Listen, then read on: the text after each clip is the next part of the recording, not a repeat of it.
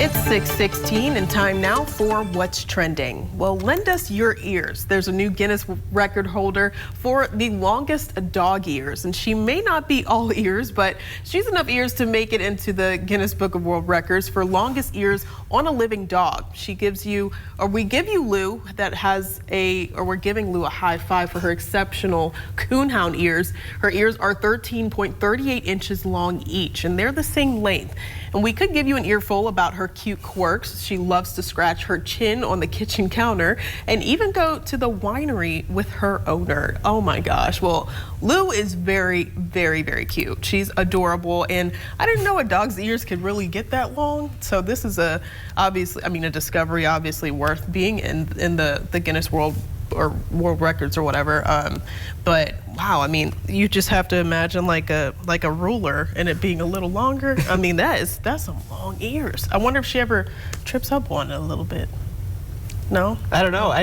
What I'm more curious about is what was the first idea to even go out and measure these to begin with? I wonder if it's prompting other dog owners to measure their dog's ears and take those rulers and see if they're kind of overstretching that foot mark as we have here at those 13 inches. Maybe so, but I'm just like, if you have like ears that long and maybe you see even the dog just tripping up over ears and not its own feet, then it's like, oh, well, that's kind of long. Maybe that's a record. I thought this dog was going to be like a short, not like a wiener dog, but I thought it was going to be more like a beagle where like they're closer to the ground. But the fact that he can scratch his chin on the kitchen counter, he's tall enough so that his ears probably aren't tripping him up all the time, but that's cute. Like they should put bows or something on them. That'd be really cute. Yeah, she's a cutie.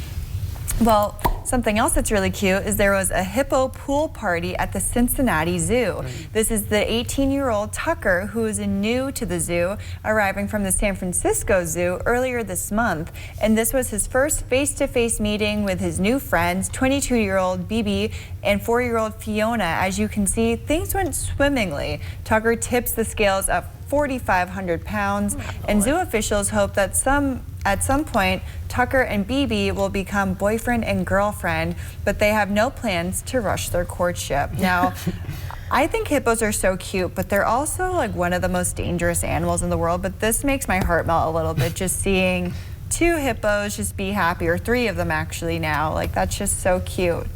I love their big snout and when they smile and everything. Yeah, I think they're adorable too. But I actually recently learned that myself, Megan, that they could really, mess you up. Oh, they do damage. I did not know that. I mean, you would, I guess, assume because they're such a big animal, but it's like, no, if you, make it angry, it will not be very nice and might rip you in 2. So I was like, wow, but this is very, very cute. Yeah, they look docile, but they will be vicious. They can, they'll take care of the business.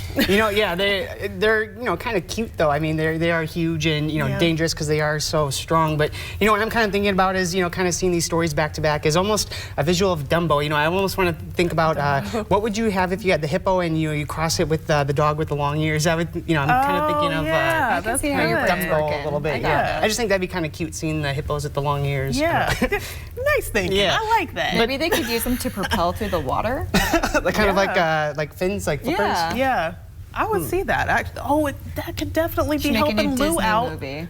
That could definitely help out Lou. Yep, we should talk to them. Well, now moving away from Lou, just to take a little bit of a turn here now, there's one way to win a marathon, but just don't follow the correct route. And that's how 28-year-old Tyler Pence won the Quad Cities Marathon in Moline, Illinois. The Quad City Times says Pence finished in first place after a race volunteer bicyclist diverted the 2 leaders of the race off the course. The 2 runners had a little more than halfway to go to make it to the finish line, and they were disqualified, leading to Pence's win. He is the first American runner to win the race since 2001. Pence is the head track and cross-country coach at the University of Illinois, Springfield. And, I don't know how I feel about this one. The 2 leaders being diverted off course, disqualified, I think that's...